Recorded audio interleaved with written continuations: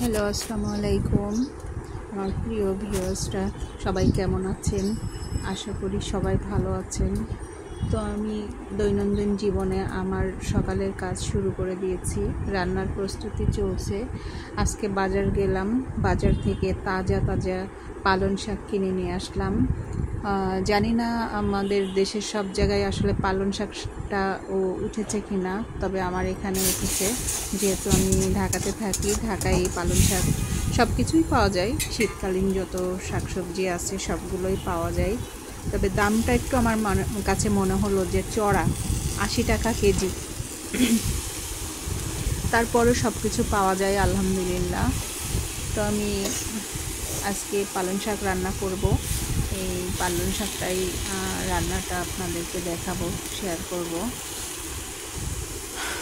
পালং শাকটা আসলে আমার খুব মজা লাগে, কার কেমন লাগে জানি না। তবে পালং শাকের মধ্যে বিশেষ করে দেখছি যে একটু কষ থাকে। এটাতে যদি একটু আলু কেটে দেওয়া যায় বা অন্য কিছু একটু মিশিয়ে দেওয়া যায়, আমি বেশিরভাগ লাউয়ের পাতা মিক্সড করে দিই পালং শাকের মধ্যে, তাহলে এই কষ ভাবটা থাকে না, ভালো লাগে একটু। অনেকের কাছে হচ্ছে এটা খারাপ লাগে, আবার অনেকের কাছে আবার এই জিনিসটাই ভালো লাগে। তো যাই হোক, এইভাবে করে আমি যেহেতু আমি এখানে লাউয়ের পাতা বা কিছুই পাইনি, সেহেতু আমি এতে আলু কুচি করে দিয়েই আমি আজকে এভাবে করে পালং শাকটা রান্না করলাম। তো সবাই ভালো থাকবেন, সুস্থ থাকবেন, সবার শুভকামনায়। আল্লাহ হাফেজ।